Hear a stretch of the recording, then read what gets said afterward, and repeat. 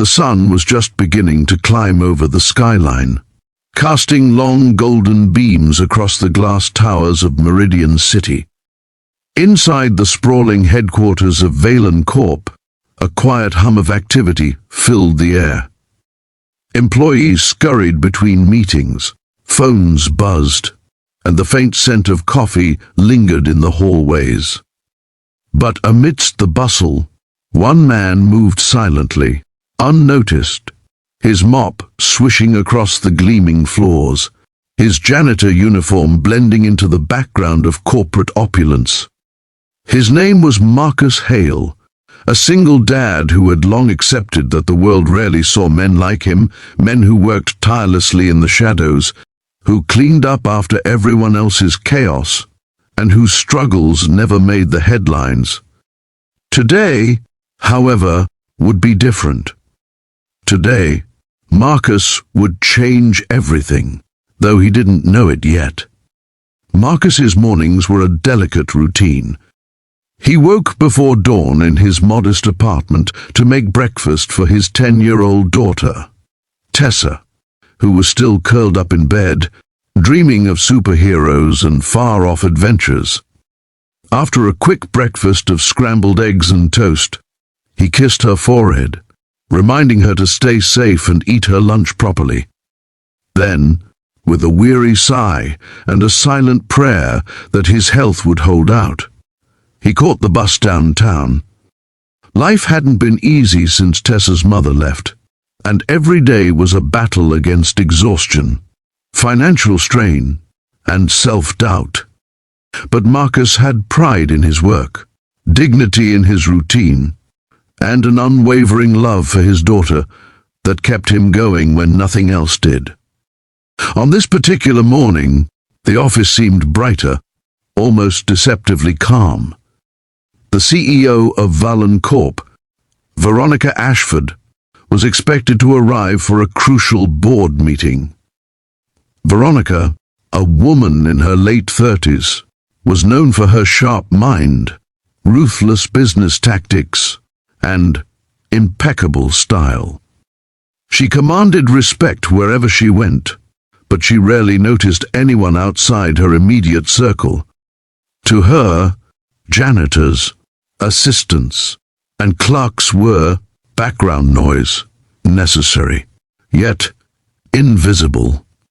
Marcus had seen her from afar countless times, the way she strode through the office in designer heels, phone in hand, eyes always scanning for the next deal or crisis.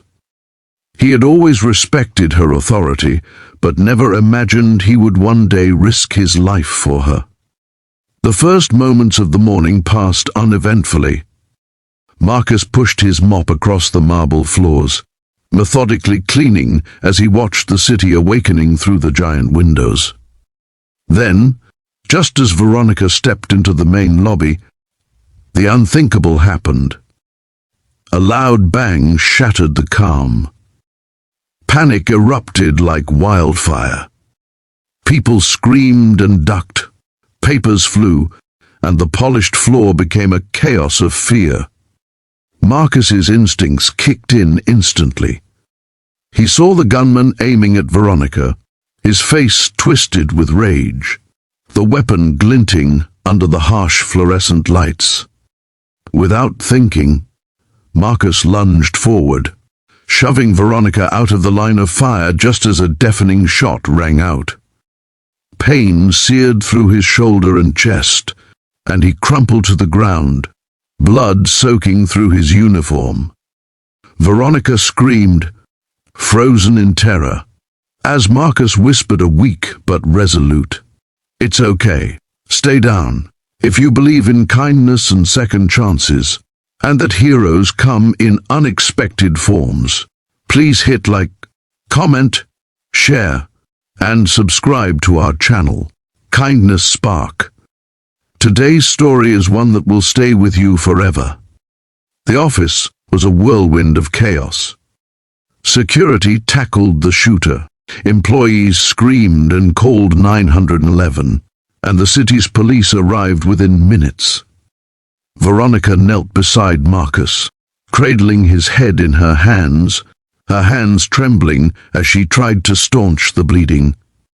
"Marcus, stay with me. Please, stay with me," she cried, her voice cracking. Marcus, barely conscious, could see the fear and genuine concern etched into her face. The irony wasn't lost on him. The woman he had spent years watching from a distance, someone who had never once acknowledged his existence beyond polite nods, now fought desperately to save his life. The ambulance ride was a blur. Marcus's vision flickered between the sterile white of the hospital ceiling and Veronica's anxious face. He could hear Tessa's laughter in his memory, feel the warmth of her tiny hands, and it gave him the strength to fight through the pain.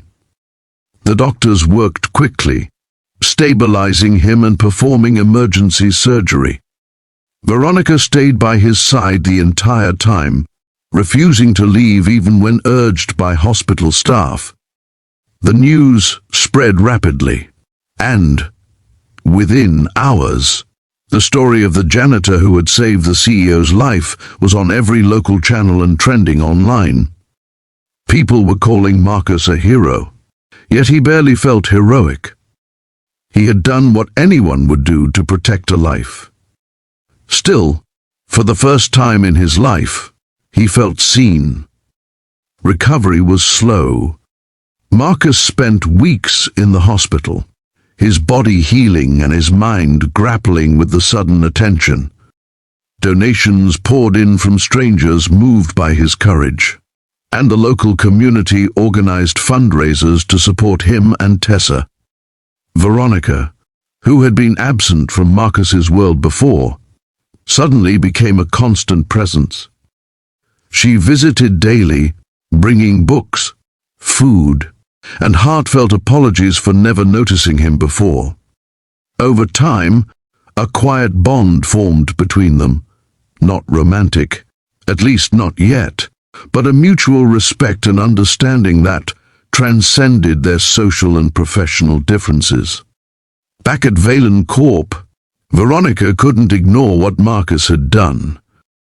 She called an emergency board meeting, not to discuss profits or mergers, but to address the culture within her company. She realized that heroes weren't always in corner offices. Sometimes they were the people who swept the floors, served coffee, and quietly kept the engine running. She instituted new policies to ensure fair treatment, benefits, and recognition for employees at all levels. Marcus, once invisible, was offered a position of respect and responsibility, not just for his act of bravery, but because Veronica had finally seen his worth, his intelligence, and his integrity.